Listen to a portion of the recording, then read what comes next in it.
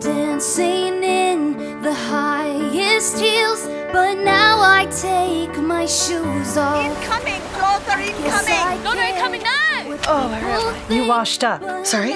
Welcome to the island of discarded women, my friend. I used to be somebody. Are you that woman on the radio? Your island job is peladora de papas. Sorry, what? Potato peeler, 87% match for your skills. Okay, that's not... Anyway, what is the second best match then? Host of the Island Podcast. Are you kidding me? No, see, that's me. That's perfect for me.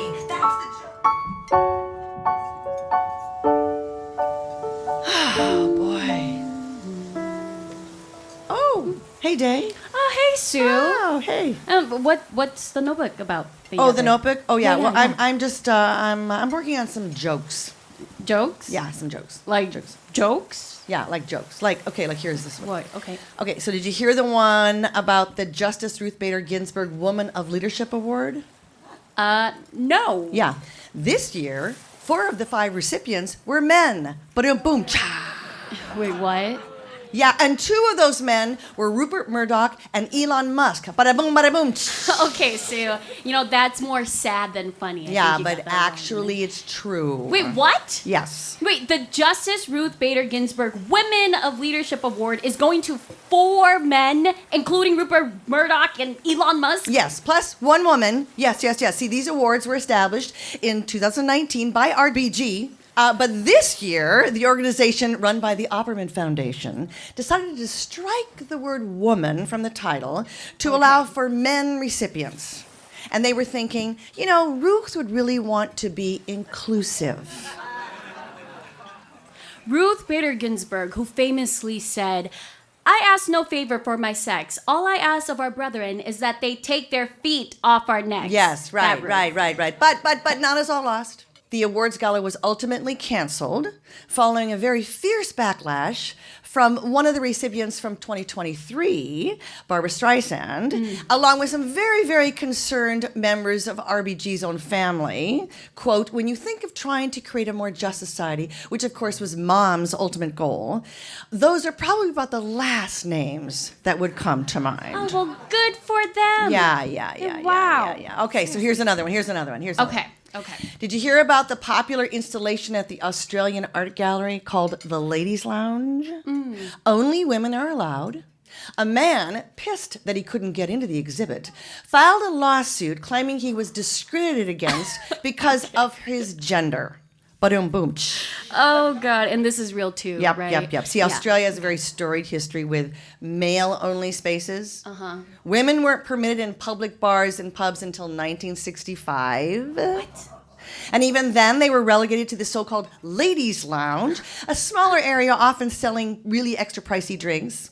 So, an artist created an installation in an art gallery of a full-scale ladies' lounge with plush green curtains and original works by Picasso and solicitous butlers who catered to the female guests. It's accessible to any and all ladies and 0 men. And a guy who couldn't get in filed a lawsuit claiming sex discrimination? Right. And the artist agreed with him. She said, yes.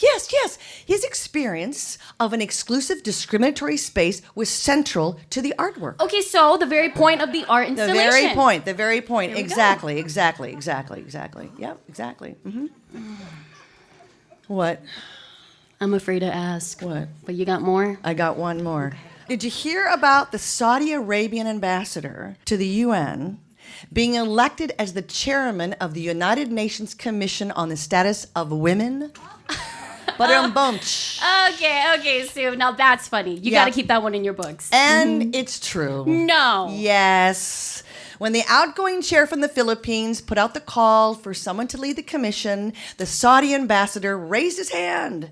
No one else jumped in. So now the Saudis are controlling the United Nations Commission on the Status of Women, which has a very clear mandate to promote women's rights and gender equality. Saudi women have to get a male's guardian's permission to marry. I know. Wives have to obey their husbands and get their approval to buy stuff. I know. If a woman is beaten at home by their spouse, she is to blame. I know. Women advocating for their rights are jailed. I know. Their record with women is abysmal. Right. They can't chair a commission of women. Okay, but the Saudi government says it's working very hard towards a Saudi Vision 2030, which aims for a strong, thriving, and stable Saudi Arabia, which provides opportunity for all. Okay, so yeah, thank Yeah, you. Yeah, exactly. So how about instead of waiting till 2030, they just get rid of all the stupid obey your husband laws and release all the jailed woman activists right now. Right now, amen. What? Right, exactly. Okay, I am all in on equality for all, but is wishing that the Justice Ruth Bader Ginsburg Woman of Leadership Award would actually go to women? Or that the ladies' lounge being exclusive to women and leaving men out is the whole point of the "so how does this feel" artistic experience? Or that the chairman of the UN Commission for the Status of Women being a guy from Saudi Arabia, sounding more like a bad Saturday Night Live script than reality. Is that discriminatory thinking on my part? Is it? Are we being discriminatory just because we want a seat at the table? Right. Or to feel seen and appreciated? Right. Or to feel safe? Right. I think it's only labeled discriminatory by those who fear losing power. Okay. Maybe. I don't know. So then, Sue, Yeah. what's the answer? Love. Love? Yeah. Really? Just love? Actually, Yemi Love. Yemi Love is the answer. Yemi Love, come on up. Yemi Love and Spencer Bradley on guitar. Take it away.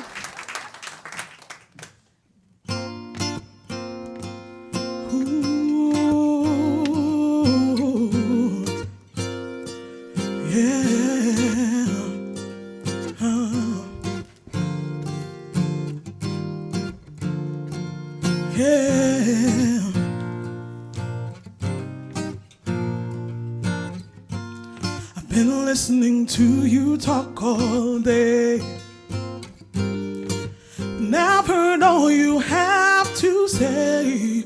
You're going on and on. Spoken, now it's my turn.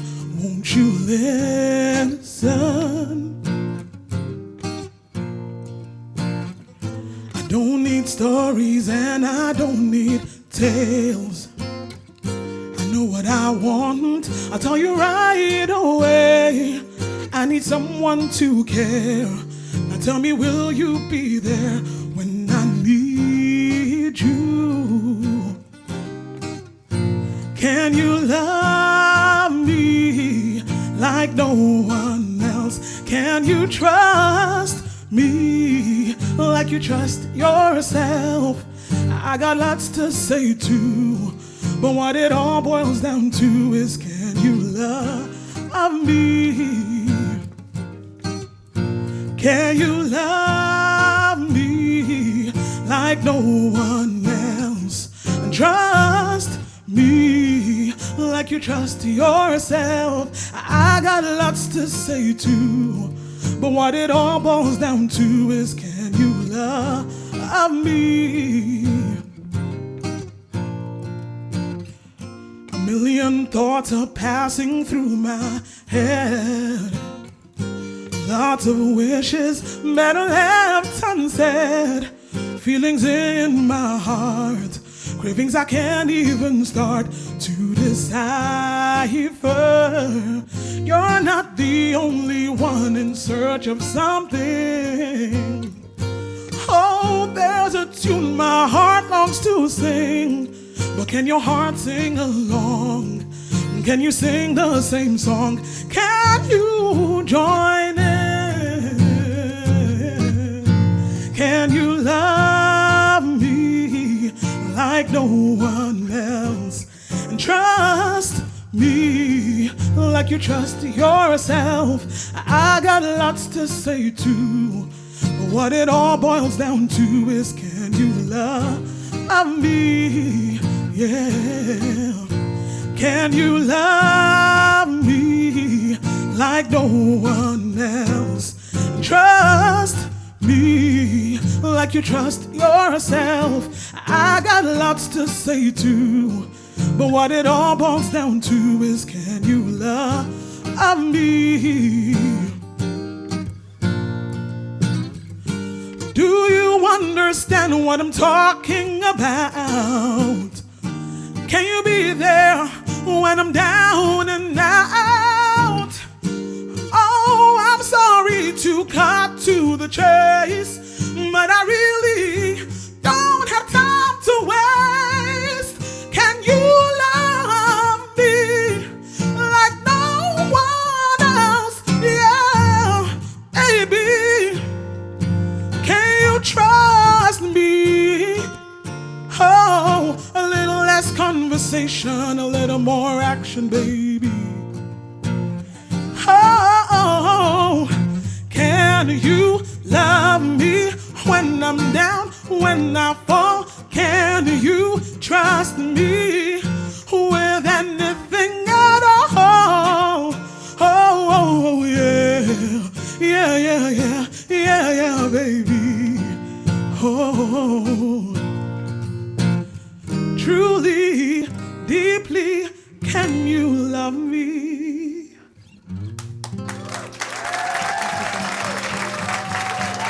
Yemi Love, Yemi Love. Spencer Bradley.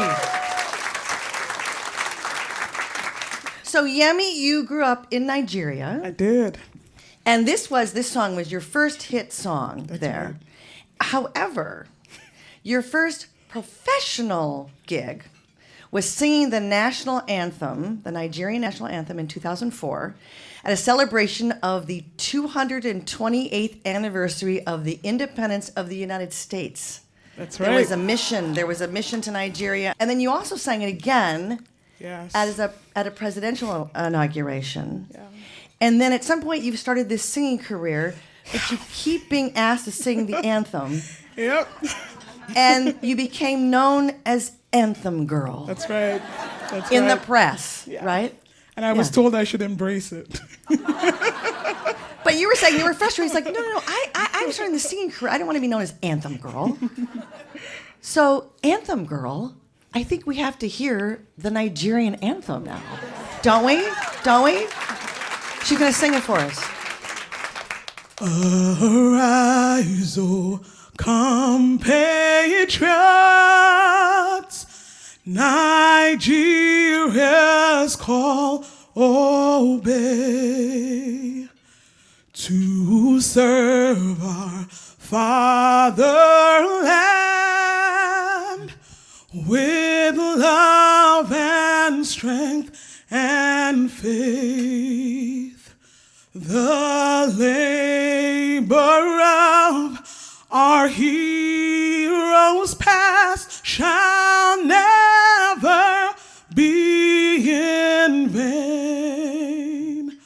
To serve with heart and might, one nation bound in freedom, peace and unity. Woo! Woo! Yes! Yes!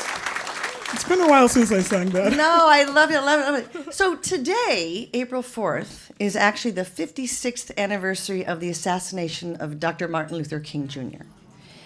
And you and I were talking about this, and I asked if you grew up learning about King. Yeah, we did. I was sharing that we learned about King just like we learned about Mandela. We saw them, as freedom fighters. They were beyond the borders of your country. Yeah.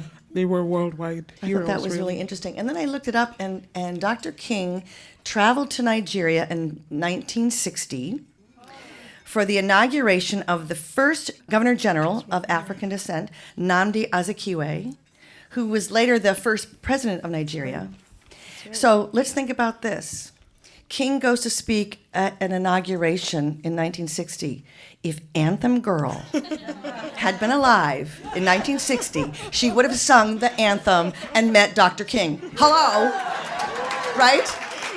Missed opportunity. Okay, so you moved to Minnesota in 2012. I did. And it's a very personal story why. And you shared that with me and you said you would share it with us. Yes. So in 2012, at what was then the peak of the first phase of my career, I was engaged at the time. And at about the same time that I found out that engagement wasn't, the best choice for me, I found out that I was pregnant with my now 11-year-old child. Surprise! So I had to make the choice of, how I was going to make all of this work. And I was just like overwhelmed. It was a really rough moment in my life. And my sister said, get on a plane and just come here. And that's what I did. And you were telling me that there's a very strong stigma in Nigeria about having a baby out of wedlock. Yeah. And that you had a very squeaky clean image. I did. I take my faith very seriously, and everyone knew that about me. And I was like a church girl, so there was double layer of stigma when you're pregnant and out of wedlock. So get on a plane and go to Minnesota. But you thought you would return at some point, and you decided to stay. Yes. Yeah. When I came, I had no idea. I thought I was having a baby and going back. Yeah. It's been many years since. Okay, so Yemi Love is not your legal name. It is not. My legal name is Ibiyemi. Yeah. But no one here could pronounce it. Yep. Quickly found out that people could not say I know. I'm so Ibiyemi. sorry. Yeah. Dae Yang knows all about this over here. So you were looking for sort of a stage name, a name that was, people could understand. That people could say. Yeah. And Yemi is like a nickname. That's right. Yemi is like Jen is to Jennifer. It's like short form. And so then you were thinking, well, we'll go with Yemi, and you realized that all your music had to do with love. Yes, I definitely had a running theme. All my songs were written about love. My first album was called Love Always Wins, and people had called me the love girl, and I thought it was cliche, but... So you got Anthem Girl, and you got the Love Girl, and you got Church Girl. What and can you I needed say? to find a new name? Seriously? I think you had a lot. Anyway, go ahead, sorry. So it seemed like, even though I knew that it was kind of cliche, it seemed like the right name for me. Yemi Love. I think it works great. It works just as great. Absolutely. So you, the first song that you released here in Minnesota, it's called My Heart. Right. And it's written and sung in your native Yoruba, your native language, Yoruba, and English. I just have to say, good job with the pronunciation. Thank you. Yeah, you're doing really good. I would have to say it's probably one of those Google Translator things. They did a really good job, I guess. Thank you, Yemi. So you're going to sing a little bit of that song so that we can hear that Absolutely. Yeah. Boti wukori kuson tole our baby boy won poto ife legale ife tadale oh my love I want you to know. Cool, isn't that cool? Yeah, totally cool. So I'm going to set up the next song that you're going to sing. In 2011, you're still in Nigeria. You were commissioned to compose music for a film about sexual violence and rape. A very powerful movie, and there's a culture of silence in Nigeria and shame for victims. But tell us what the movie was. It was called Big Daddy, and it was a movie. Short version was about a girl who was abused by a family member, which is fairly common. And the director of the movie, his whole goal was to, deal with the culture of silence and just empower, the victim in that situation. So he approached me and, about writing a song for it. And I knew it was going to be tough, but it was harder than I thought it would be, because I thought it was important to write the song from the point of view, of the victim and try to take that power back.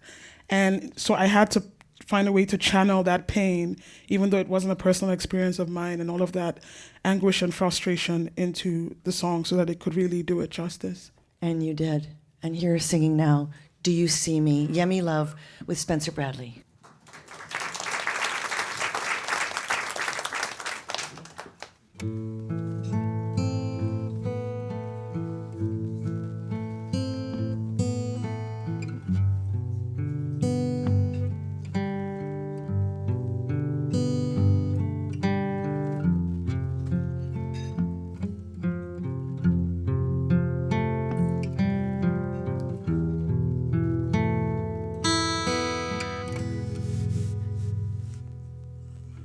Wonder, can they see it in my eyes? All the feelings waging war inside. I try to run away as my mind once more replays the scene that's trying so hard to steal my life. Was it something I did or didn't do? Was it somehow my fault, or was it just you who stole away my right to dignity and pride? Every day I try so hard to hide my pain, my heart, the shame, the scars. Do you see me? Do you really see me? My pain, my heart, the shame, the scars. Do you see me? Do you really see me?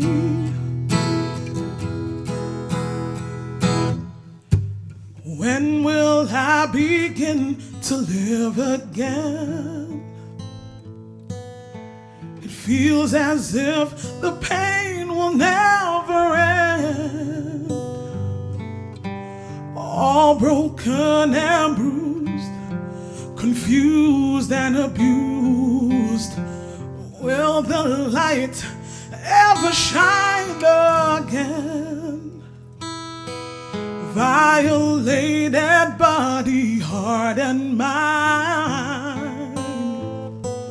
How do I reclaim what was always mine? No matter what it takes, somehow I must prevail. I won't let you steal my life away. My pain, my heart, the shame, the scars. Do you see me? Do you really see me? Oh, my pain, my heart, the shame, the scars. Do you see me? Do you really see me?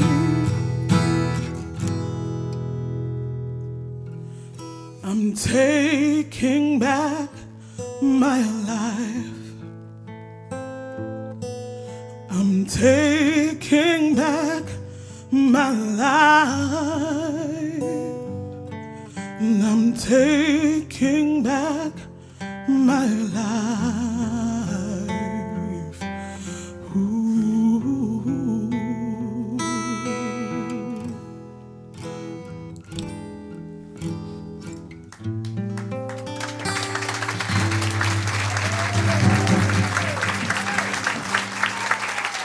Yemi Love and Spencer Bradley. Thank you so much, Yemi. That is Absolutely, my pleasure. so powerful. Thank you so much. Thank you.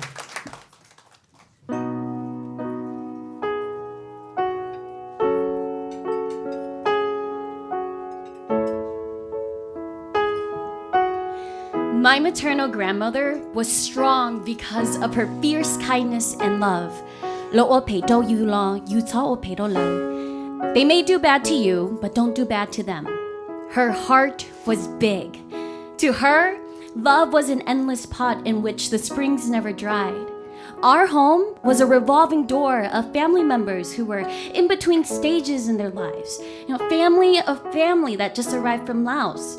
Friends of family that needed a couch to crash on. Or simply spirit calling ceremonies for aunts and uncles who didn't have an altar set up.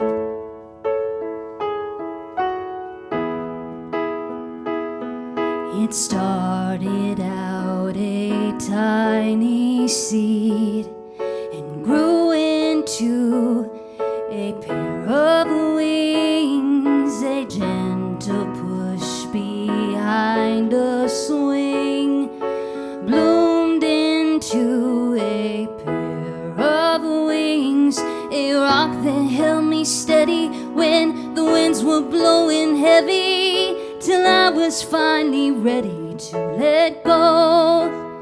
You took your hands up off the handlebars. I pedaled fast and pedaled far, and I wandered out into the unknown, knowing I was not alone.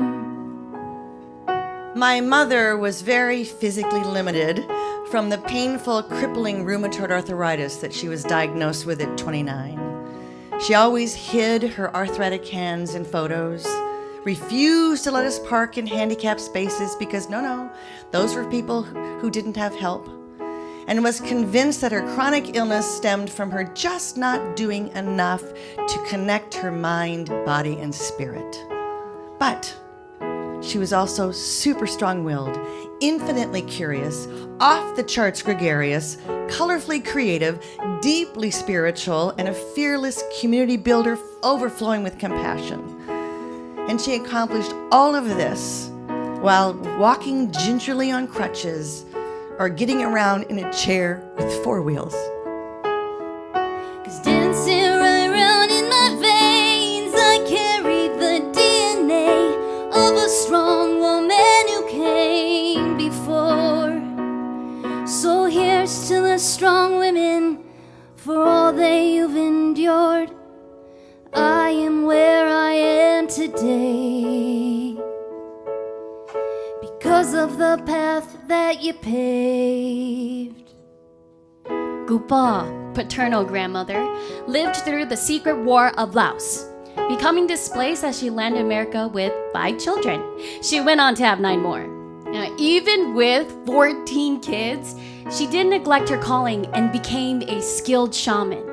The strength in her voice and knowledge as she calls our ancestors continues to spark the aspirations of coming generations to learn our practices and value the sacredness they hold. It started out a tiny seed and grew into a strong oak tree, a gentle push behind a swing, bloomed into a pair of wings. The trailblazers in my life. My grandmother, creating public school diagnostic tests for reading in the 1920s. They were so popular, her work was translated into other languages. My great aunt, a classical music critic in Milwaukee in the 20s and 30s. My older cousin, a television producer of professional sports for the 3 major networks in the 50s and 60s. At those times, women weren't typically allowed in any of those spaces. My little sister has been my best friend since I was 1 month old. As we've grown and have started our own lives, she's become a woman I am always learning from. She's a spunky, joyful, funny, awkward human who is 100% comfortable in her body. She's an electric spark that loves to invite color wherever she goes in every sense. And I mean it literally. She has daisy-shaped pillows and a carrot stuffy that burrs out squishmallow bunnies. I don't know why. She reminds me to keep the child in me alive. Breathe a little. Live a little. Took your hands up off the handlebars. I pedaled fast and pedaled hard. I wandered out into the unknown, knowing I was not my big sister, a rock star special ed teacher, very creative with problem-solving strategies, extremely dedicated to causes that matter, incredibly loving and supportive of who I am and what I'm doing, including with this crazy show. A master tracker who is super smart, a voracious reader, absolutely delightful, cares deeply and acts on it, is very flexible, always up for a 3-hour phone call, which we have many, and is absolutely hilarious, but thinks I'm the funny one. 'Cause dancing right round in my veins, I carry the DNA of a strong woman who came before. So here's to the strong women for all they have endured. I am who I am today because of the road that you paved.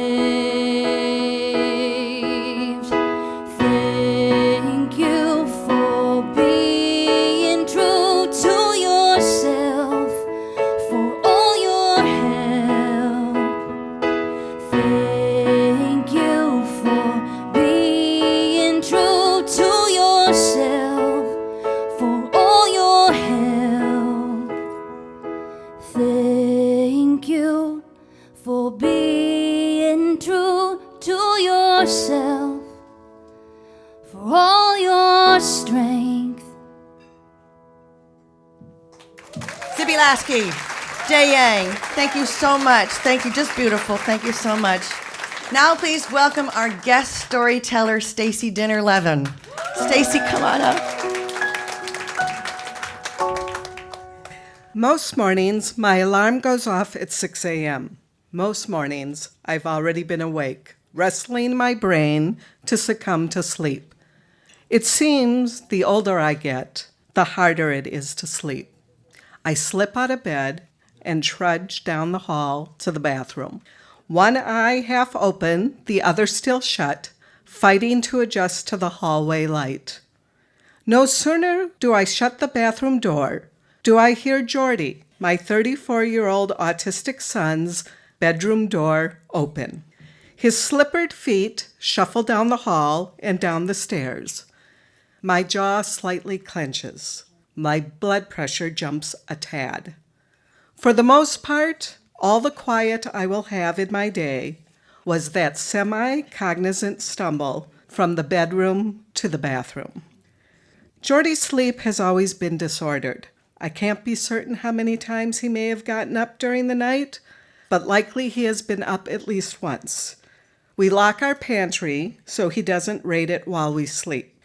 If he wasn't already awake, my alarm or me moving down the hall woke him. And unless there is an issue in his world that is causing him high anxiety, he will head to the office to surf the internet on the computer. I hear him talking out loud to himself as I prepare my breakfast, some echolaic monologue that has taken his brain hostage. I reach for my blood pressure medication. I scroll through my social media on my phone as I eat breakfast. Someone is lamenting about being an empty nester.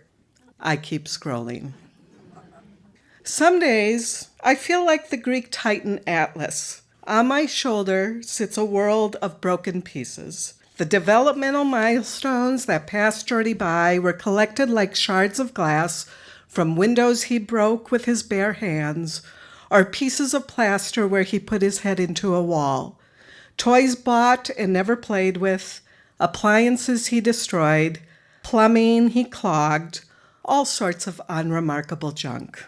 Each a reminder of my son's struggle, swept up, collected, and carried on my shoulders. Somewhere tangled in with the thousands of dollars of property destruction are the broken dreams of a defeated young mother who built a suit of armor around her shredded heart, ready to take all her pain and fear and anger and aim it straight at anyone who looked at Jordy sideways. A mother who knew that, in fact, photographs do lie. Images of her smiling ear to ear while dying inside. A mother who tried but always failed to mediate her child's tantrums against her husband's frustration, a mother who wanted to communicate with her son but couldn't. Autism falls under the umbrella of what is called an invisible disability. Invisibility also applies to care providers like myself. We don't stand behind a wheelchair. We have no special license plates to inform the public. The day in this life is not seen and often not understood. Unlike the story of Atlas, mine is not a Greek tragedy. Jordy is an endearing eccentric. I believe he may be the world's remaining Lawrence Welk fan. If given the opportunity, he would wear a tux with a top hat and carry a cane every day. He has a beautiful ear for music, and he's learning piano, which came like second nature to him. Jordy began to read when he was 18 months old. The written word is his first language. It shouldn't have come as a surprise that once he learned how to use text messaging, that he was able to converse with expression and ease, even humor, in a way he has never been able to do with simple verbal exchanges. These pieces of Jordy do not weigh heavy on me, but dangle around me like charms on a bracelet. His autism brought me a community of incredible people and wonderful experiences I would have never otherwise known. He has been my most influential life teacher, and I am a far better person for having him in my life. I have gone on to have a rewarding job working with children with disabilities, a track I would have never pursued without Jordy. And there is happiness in my life, not just from Jordy, but from his brothers and my husband, and from the network of people in my life. We have been fortunate to have found him good schools and now a wonderful day program that provides him growth opportunities of all kinds. Through their guidance, they opened the world of creative expression to him. As a child, he couldn't tolerate anything that made a mess on his hands and was over-focused on perfectionism. Art had always been a source of frustration for him. Now, not only does he love art, but he has gone on to sell his pieces. He makes things of beauty that have brought others joy, and in doing so, he leaves a valuable footprint. Because I do have a vibrant life, it's easy to miss or forget that I have this invisible tether to a dependent adult child. Jordy is able to be home alone for a few hours at a time. His phone skills keep us in touch. My friends and family see me out doing my thing with a fair amount of freedom. The tether to this child goes unnoticed by most in my circle. At family gatherings, I will make Jordy a plate of food before I make my own. Sometimes I fantasize about someone offering to make that plate for him so I can just eat for once. But the truth of it is, it's not really about the damn plate of food. It's about wanting to be seen. Jordy perseverates on the same thoughts all day long. It does not cease. Aware that his brothers have moved on, he is most focused on when he will move out and live on his own. He's just self-aware enough to understand that he's an adult who does not live like other adults. There is something so cruel in that kernel of awareness. I'm haunted by a memory of Jordy as a small child. I caught a glimpse of him in my rearview mirror. He was sitting in his car seat, expertly licking an ice cream cone so it would not drip, leaving his sensory-sensitive hands sticky. I noted how he was enjoying that ice cream and became pained by the realization of all of life's pleasures he won't get. Ice cream like a best friend, an invitation to a party, a first kiss, a first apartment, a first job, are experiences we all deserve. Jordy gets ice cream. Eventually, there'll come a time where Jordy will be placed in a group home, and as it stands and confirmed by social service professionals, my husband and I can provide him with far more opportunities and experiences if he remains with us. There are numerous reasons why his quality of life is better with us for as long as we can manage it, And since quality of life is so limited for him, I refuse to take any more of it away. And while group home placement would provide me with some freedom, it in no way absolves the parenting responsibilities. My peers taught their children to cross the street safely, sent them off to college, danced at their weddings, and are now teaching their grandchildren to walk across the street safely. I carefully hold my 34-year-old son's hand as we cross the street. We stand hand in hand, frozen in time, but time moves on all the same. It's a cliche, but nonetheless true, that a child goes from 3 to 30 in a blink. I don't wonder anymore what he'll be like at age 18. 18 came and went. I don't wonder anymore what he would look like if his affectation was typical. I don't wonder anymore what it would look like if he knew how to style his thick curls, if he hadn't left scars all over his body from self-injurious behaviors, what his nose would look like if he hadn't distorted it by pushing against it when he tantrums. I don't wonder anymore what it'd be like to be an empty nester. I don't wonder what it would be like to not have to hurry home to care for a vulnerable adult. I don't wonder anymore what it would be like to live a life where the word autism wasn't a constant buzz in my ear.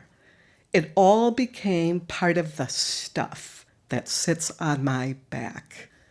There's only space for one question now. Who will love and care for my son when I die? And so it goes. One day bleeds into another. The alarm goes off. I stumble down the hall to the bathroom. I hear a door open and the shuffling of feet. Jordy is nothing if not consistent. The silence breaks. My blood pressure leaps. I bandage up my broken world that spins on an axis of perpetual grief and love. And another day passes. Another begins. Thank you. Thank you, Stacey. Stacey Dinner-Levin. Thank you, Stacey, so much. Thank you. Thank you for sharing that so personal story. Thank you.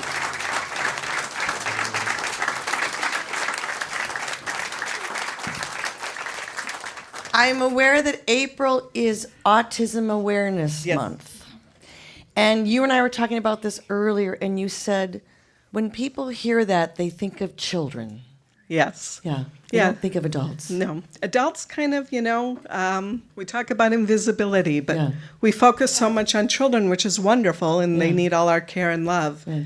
But we somehow think they either evaporate into thin air or, become typical and go on or whatever, and we just kind of forget. Grew out of it? Or, Grow out of it, yeah, all of that. And so, of course, the caregiver isn't seen either. Right. As far as that's Right. concerned. We need a caregiver month.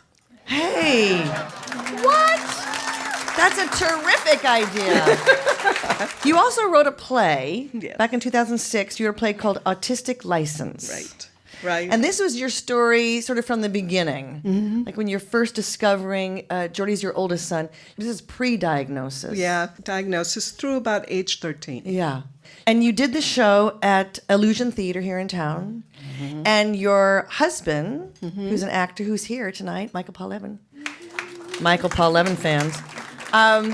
He played Jordy in the play. Yes, Yeah. very courageously, I believe. Mm-hmm. Then you did it in 2011, later, with another theater company, and Jordy played himself. He did. He did. Yeah. It was something that was completely unexpected Yeah. and something I never thought he would do. I had a local director that was encouraging me to do it, and I kept saying no. And then the play was produced in Texas, and the young man in that production had autism. And I saw what a source of empowerment it was for him and his family. Yeah. And I thought, well, why shouldn't Jordy tell his story? Nothing about us without us, right? Right. And so we went ahead and did it, which was absolutely terrifying because I had to ask him to revisit behaviors that had passed, and I Right. thought, oh boy, that was a remarkable experience. And you were telling me that during rehearsal, when he was sort of revisiting these behaviors when he was little, at the time he was in his 20s, right? When Right, he played right. the role, yeah. And he said, "Oh, I didn't do it like that." Got the script. Wrong, Mom. Yeah, that's not how I actually did it, Mom. What you wrote, I didn't do it like that. I did it like this. You also talk about Jordy's artwork. We have Jordy's artwork on stage with us tonight. Okay, so Jordy paints and does these beautiful prints, and then you can go to redbubble.com and you can buy his artwork and you can put it on stuff. And these are pillows that I bought, these colorful fish on the red pillows, and then there's an original painting of the penguins in the back. But I think he's so creative, and it's so great that he can use his art and that expression, like you said. Oh, Yeah. absolutely. Right. Absolutely. Right. Oh, by the way, you can go to redbubble.com and just search in the search engine Jordy Levin, and you'll go to his page. And it's Jordy with a G. So Jordy that with a G. Geoidy. George, like Jordy. Yes, like George. Yes. Yes. Well, we're going to start paying attention, and we're going to start seeing caregivers, right? And caring for caregivers. Thank you, Stacey. Thank you so much. Thank you, Stacey. Now, please welcome back Yemi Love and Spencer Bradley.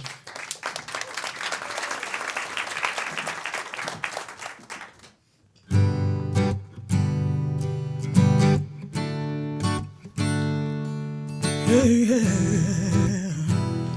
Oh. One tiny spark can ignite a fire.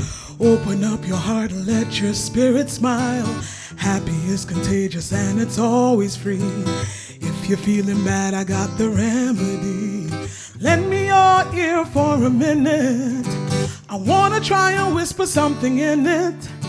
It's not too big of a secret, just two simple words. Spread love, 'cause all of us bleed the same. We all make our mistakes. You're no different, I'm no different. Spread love, and don't be so quick to judge. What you say, try to say it with love. We might not agree, but somehow maybe. Spread love. Oh, oh, oh, oh. Yeah. Love comes back like a boomerang. If you choose hate, then you're bound for pain. Imagine yourself in someone else's shoes. Do that and get a different point of view. Lend me your ear for a minute. I wanna try and whisper something in it. It's not too big of a secret, just two simple words. Spread love, 'cause all of us bleed the same. We all make our mistakes. You're no different, I'm no different. Spread love, and don't be so quick to judge. What you say, try to say it with love. We might not agree, but somehow maybe. Life ain't no rehearsal. We only get one chance before we have to say goodbye. Breathe in every moment, bring healing to the broken. Yeah, let compassion be your guide. Spread love, 'cause all of us bleed the same. Yeah, we all make our mistakes. You're no different, and I'm no different. Spread love, don't be so quick to judge. What you say, try to say it with love. We might not agree, but somehow maybe. Spread love.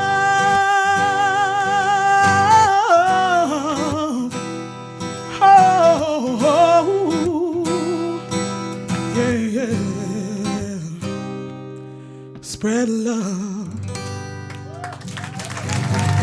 you so much. Thank you, Yemi. Thank you, Spencer. We're spreading love. We're spreading love. Thank you so much. Now, please help me welcome my guest for the conversation, Mary Tjosvold. Mary T, come on up, Mary. There she is. She knows how to come from backstage. Hi, Mary. Hi, how are you, Sue? I'm good. Hey, How are you? Thanks, everyone, for coming. Thanks for coming. I really appreciate each and every one of you. I'm never on this side of the mic. I know. It's a little, Usually I would say thanks for coming, but okay, I know, Mary, go for I'm it. not quite Go sure ahead. I'm not quite sure what she's going to ask me. I know. But Well- those of you who know me know I can talk. Right. That's all I have to say. And those of you who know me know I can talk more. Over me. So I am very verbally inclined, which is going to be the title of my book or my gravestone, one or the other. One of the two. Verbally One of the two. inclined. Yes. Okay. Real quick, for those of you who may not be familiar with Mary T, you are an award-winning businesswoman. Yeah. Yep. Owner of Crooner's Supper Club, where we are right now. Yes. And the CEO of Mary T Inc. Yeah. Yes. Which is a company that offers independent housing and services for seniors and people with disabilities.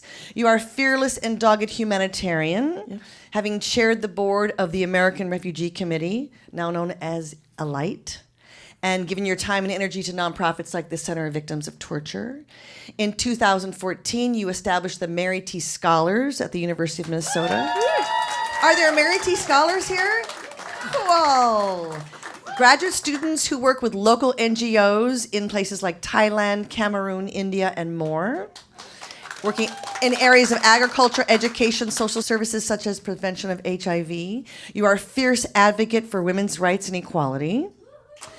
Your tireless advocacy has focused on eliminating violence towards women, ending child trafficking, preserving the environment, and eliminating torture. And next week we have a fundraiser here for Protect Minnesota, which is all about gun control and getting rid of bullets and guns. And yes. Next Amen. Wednesday, it's one of the Yes. joys of owning crooners. You can do things like that. And you credit the strong women in your life with encouraging you to walk through doors. Yeah. So that's where I want to start, with the strong women in your life. I had a wonderful great-grandmother and a wonderful grandmother and a terrific mother who all taught me that women can do anything. Yeah. My great-grandmother married again at age 80. Wow. So that was pretty good. Yeah. And my grandmother, she loved buying farms. So part of our company is on her farm that's down in Savage, and part of our company is up in Coon Rapids on the last farm that she built. And she Or was made, She was a bought. nurse as well. She was a nurse. She was a nurse as well. Yeah, Yep, yeah, who yeah. took care of people in her home. So you were telling how you got these really strong messages that you could do anything. You were aware that your brothers had more leeway, A lot more leeway. but you still felt like you had permission to achieve. Yeah, my mom said I could do anything. Yeah. Anything. And It's we a were- gift, by the way. I really do believe you need one adult as a child. You need one adult. It can be an aunt, can be an uncle, can be a mother, it can be a father who really believes that you can actually do anything in your Right, life. right. And that makes a big, huge difference. Yes. And then that started to become challenging for you as you're growing up. You went to college at the U of M, and then you worked as a math teacher at a Minneapolis junior high school. Yeah, I was the first woman math teacher ever hired in the Minneapolis junior high school. First woman math teacher. Wow. I mean, really. And your advocacy sort of, there again, you thought you had agency. Hey, I can do anything, right? So at one point you organized a peace day. Yeah. And I said, well, hey, if they're going to organize all these other more conservative days, I can have a peace day. So I had musicians come in and people talk about peace to the students. So the principal said, hey, I think you better move on to another school. So I moved on to another school, and there I helped organize the AIDS and the Native American families for an evening of fry bread and things like that. And then that principal said, I'm going to give that math job away to anybody, even if they don't know math. Right. So I decided to go back to graduate school. Yeah, okay. I thought, well, Yeah, I said like, okay, well, screw you. So, but you said that the atmosphere in graduate school was tough. It was hard because these messages. No, you can't do anything. You're a woman. You can't do everything. So one of my best friends is sitting over here. She went to graduate school with me, and we did a little play called Don't Call Me Girl, Amazon Revisited, because they wanted us to describe what's it like to be a female on the other side of the school system. So, And tell us the plot of this. the plot is that all the school board members are females, some of them being liberal, some of them being real conservative, and the boys, of course, would come and advocate for a track, and we would agree to set the lights on the streets, so when they ran in the morning, they didn't have to stop at the stoplights. Because you were in charge. Women were in charge. It was Women like a were in charge. utopian world. In an utopian Amazon. Yeah, right, exactly. I don't. You have to go into a little bit more detail. No. to I really think that's understand good. this play. I think we're just gonna let that sit. Yeah, that's it. I think we're That's let it. that sit. I think I can picture it Gonna let right now. that It's a sit. movie. Yeah. And then your master's thesis was based. So my master's thesis was actually looking at employment data about why women weren't in, like superintendents, principals, assistant superintendents, because there basically weren't any in Minnesota. So then I did a PhD in why women weren't hired for management and administrative type of positions. And the basic ground was that women are not seen as competent. So this was in the 70s now. Yeah, this was in the right. 70s, that women basically weren't seen as competent. And so basically I was told that nobody would hire me, so that I might as well drop out of graduate school, but I didn't. And then that's when the light went off that there's a new door that has opened here, and the new door says you better have your own business, because that's the only one who's going to hire you is yourself. Yeah, right. So So yeah, then- that was yeah. Yeah. And so you eventually went to Harvard Business School. Yep. In the executive education program, and you said that in your class of 140 there were four Women. Yeah. 2 from Canada, 1 from the United States, and 1 from Taiwan. Wow. So that was another whole experience working with people who had never worked with a woman before.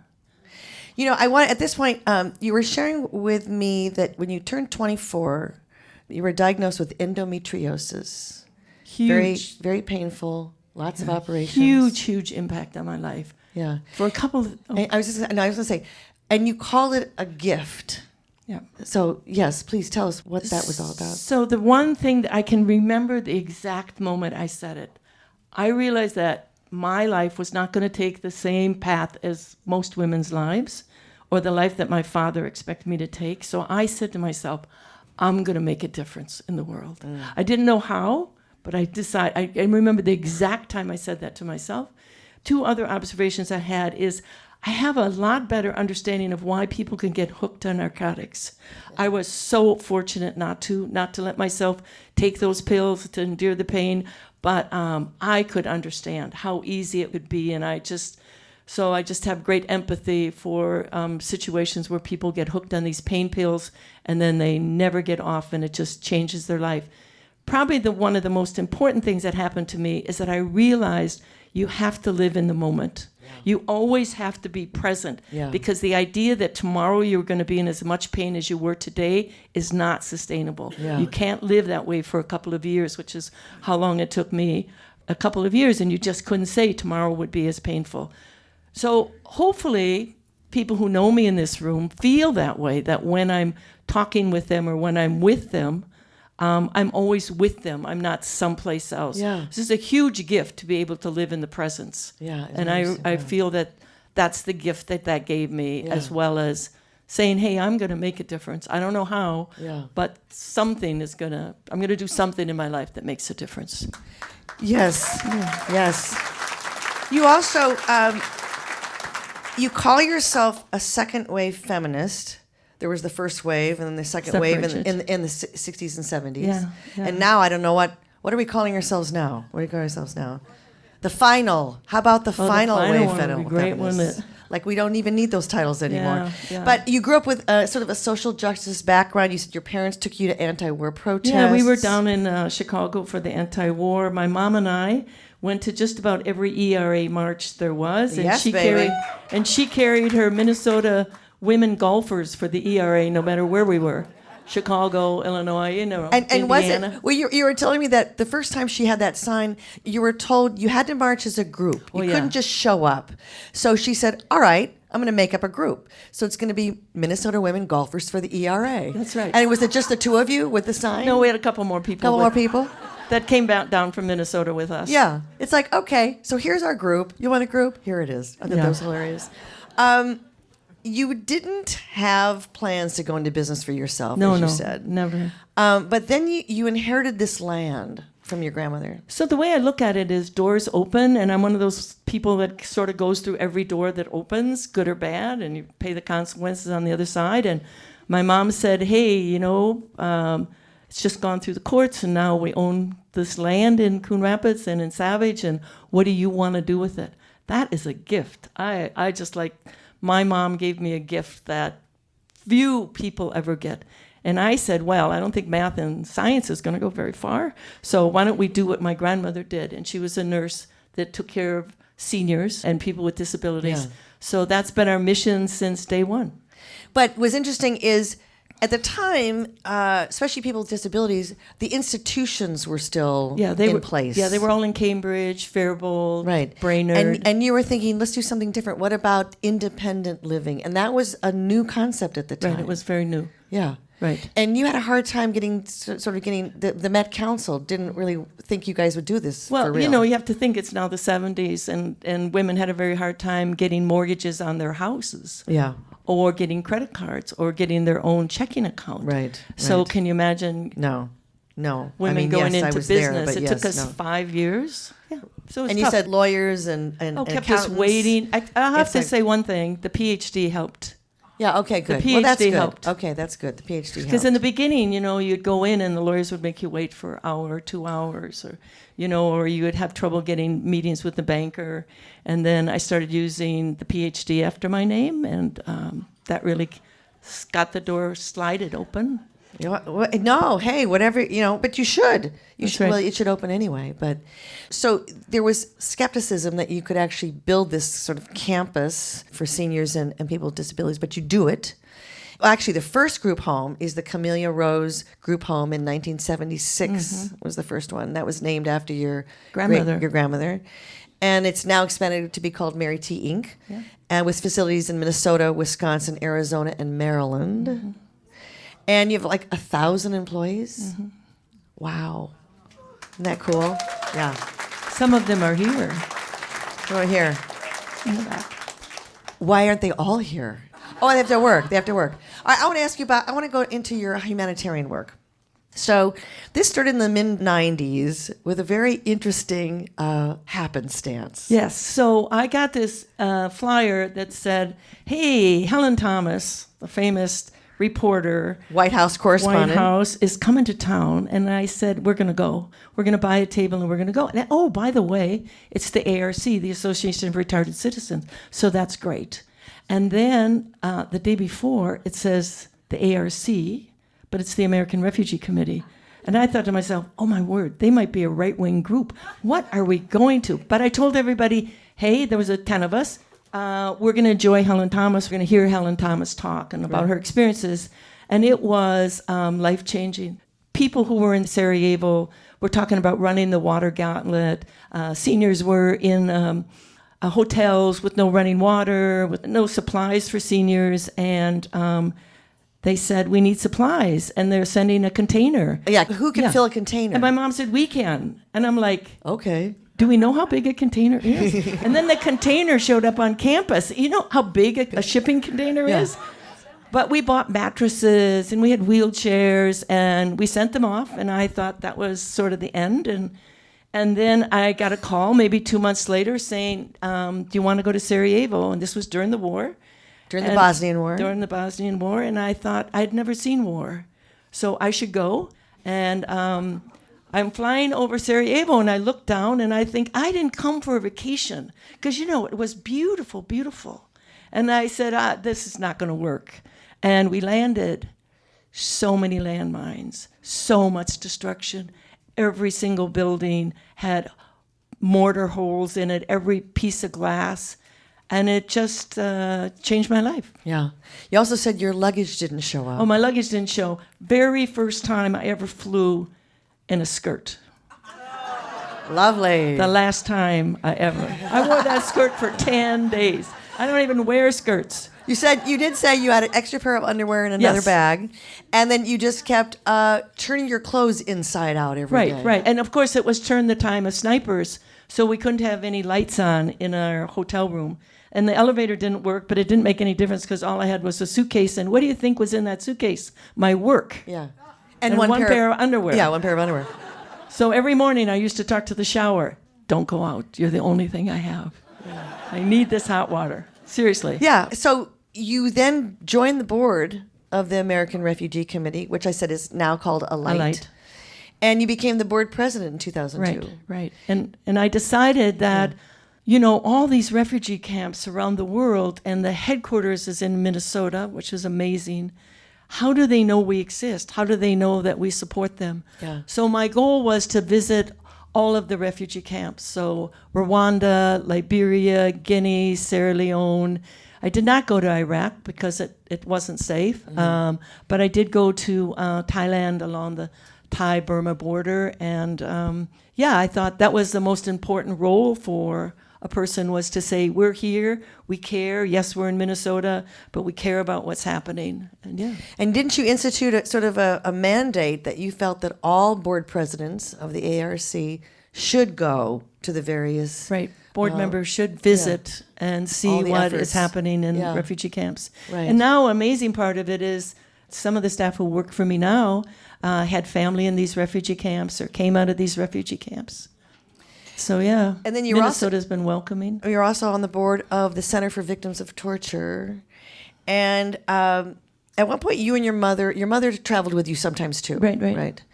And at one point, you're in Cameroon. Oh, yeah. So I was supposed to go up to Uganda, and then Uganda had a breakout of the war, and so I wasn't allowed to go there.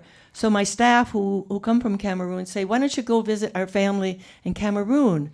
And I thought to myself, how hard can it be to go from Kenya to Cameroon? Yeah. Very hard. And so we went up there, and we went up to a little village called Santa, which was in the English-speaking area of Cameroon, and the Fawn, who is the king, but when the Germans occupied in English, they said, no, you can't be a king, we can change it to a Fawn, said, we don't have a school in our village. Yeah. And my mom said, what do you think she said? We could build a school. And I'm like, okay. I guess we're building a school. Yeah, and so we did. So the school went from about 20 people to about 300 children until the war broke out in 2017, which most of us don't know that there's this civil war between the French and the English is going on since 2017. Wow. So we haven't been back there since then. Yeah. And that's where the Mary T. Scholars started. Yes, the Mary T. Scholars, which is a program for graduate students at the U of M. And you send PhD students, right? Yeah. So to work with the local NGOs. Yes, tell us about the So what happened is, again, I always view my life as a door opens. Yeah. So I'm sitting on the Dean's Advisory Board, and one of the professors says, there's a real issue with graduate students going overseas and not having the best experiences. They're maybe sometimes more like tourists. Oh, I can do something about that, I said. Yeah. Like, what are you thinking? But anyway, so within 3 months, because I know a lot of local NGOs in Cameroon, and within 3 months, we had 6 graduate students up in Cameroon working with all sorts of local NGOs. Queen Mary, who's a farmer, a heifer farmer, makes cheese. People did like a credit union, people working in the villages with HIV, AIDS prevention. We had one young man 1 year teach people how to build beehives. Wow. And so Marina's in the audience now, and she's the professor that helps select students, goes there to make sure students are doing well. And when the war started out in Cameroon, then we went to Thailand and Cambodia. Now we're going to India and hopefully Laos at some point. It's just fascinating. Actually, I went online and looked at the application for the Mary T. Scholars. And it's just fascinating because what they're looking for in the students. So besides, whatever their education was at that point, as far as qualifying for that, they ask you about life experience. They ask you about Have you ever lived with another family? Have you ever lived without running water or electricity? Have, those kind of things. What is your tolerance level for, those kind of things? And I thought it was just fascinating because you really want to kind of prepare people to say, this might be some bare bones living, but a really, really important experience. So good for you that you're doing that. Yeah. Thanks. Good for you. Good for you.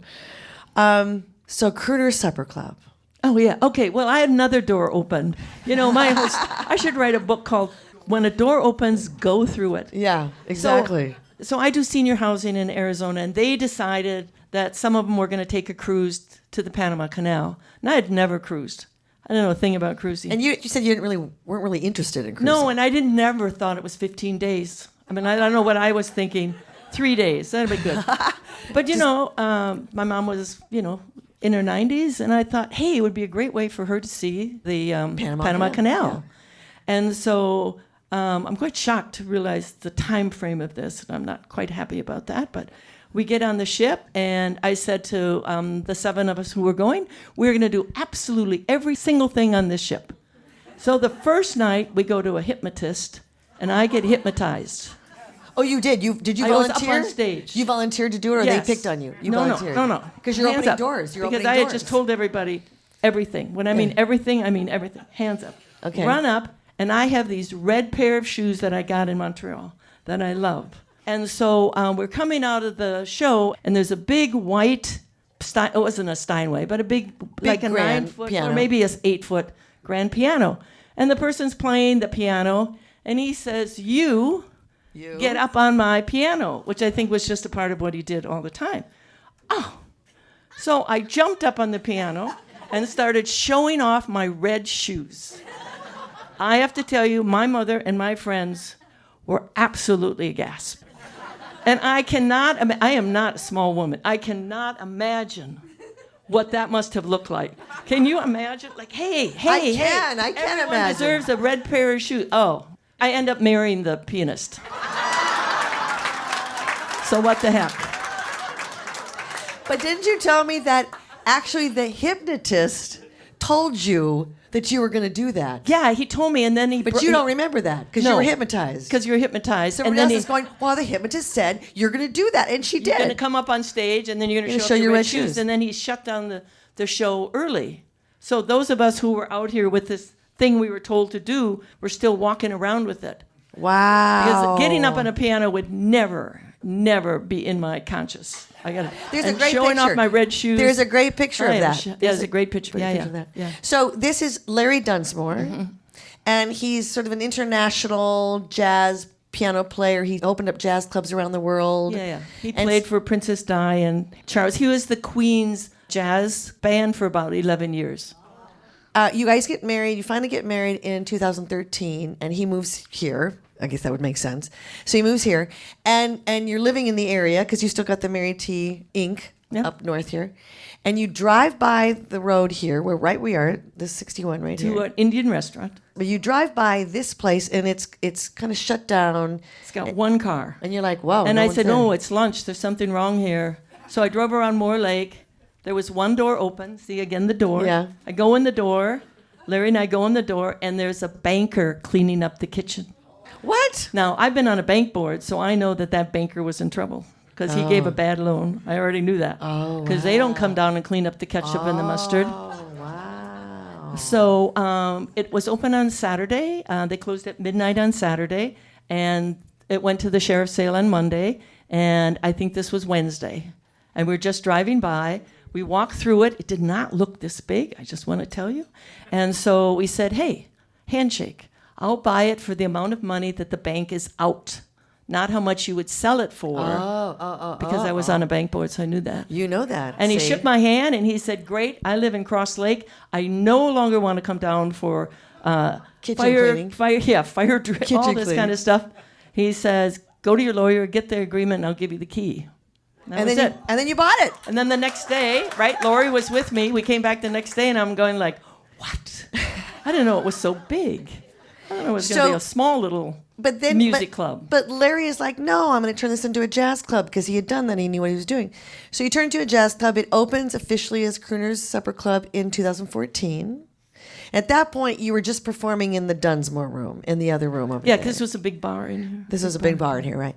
And then tragically, he comes down with cancer and he dies of cancer a year later. Less than a year. Yeah. I, who knew nothing about running a club, Yeah. I don't even know if somebody's in tune or not. Right. It's true. But here was what was interesting to me is you said it completely rocked your world because you had never had someone close die before. Yeah. Your father was in his late 90s when he died. Your mother lived to be 98. My mom your mother was died 100. 100. She was still alive at that point. Yeah, yeah. And that made it even harder for you. Yeah, yeah. Yeah. And then I thought, why did he do this to me? Left me with something that I have no idea. Right. Like when I mean no idea, I mean Right. like, but I knew a commercial kitchen. I mean, I knew customer service. Yeah. And I knew that people were supposed to listen. I would say that was about the three things I knew. Yeah. And I really think that that's part of the success. We have great performers. Yeah. But part of the success is that that food comes out of that kitchen very consistently. When you order the Oh, yeah. walleye, it's really, you know what's going to be. And the servers and the host and everybody, they know customer service. And if you talk, you get tapped on the shoulder by me. You can either be quiet or you can leave the room and we'll refund your ticket. I thought that was the standard. I didn't realize that that was unique. That was something that Larry shared with you. That was something that Larry brought to coming you. from England, he said, I don't understand why Americans buy a ticket and then sit and talk during a show. Right. I don't either. He said, I people mean, are even quiet. you go to live music, I don't get that. Aren't you there to hear the music? Right. But I think at the point you were wondering, now what do I do? I have this club, but you decided also in his honor to try to keep it going, and you did. You found all this way to keep it going. You talk about going through doors, but you also talk about creating communities. Yeah. A lot of these things are creating communities. So you're creating communities with your humanitarian work, with Mary T. Inc., and with Crooners right here. This is a community. Thank you for bringing us into the community. Thank you for bringing Island of Discarded Women into your community. Thank you for inviting us. Thank you for being a part of us. Thank you, Mary. Thank you, Mary you. T. Mary T, everybody. Mary T. Yes, yes, yes. Thank you, Mary T. Thank you. And that's our show for tonight, everybody. That's our show. Thank you so much for coming. Another thank you to Mary T, please. And thank you, Yemi Love, and Spencer Bradley, and Stacey Dinner-Levin. Stacey, come on up. And Dae Yang, and Zippy Laske. And thank you to our captioner, Erica Cook, and our engineer, John Robinson, and Kate Sandvik, our assistant, and Bonnie Allen. Thank you for taking our pictures. And thank you to our amazing volunteer, Doug Anderson, and the staff here at Crooner Supper Club. Big, generous thank you to our sponsors for tonight's show, Carol and David Larson, Nancy Scott and David O'Connor, and Lois Peterson. Please visit our website at islandofdiscardedwomen.com for more information about our next shows. And we will be back soon with another live Island of Discarded Women. Thank you, everybody. I'm Sue Scott. Good night.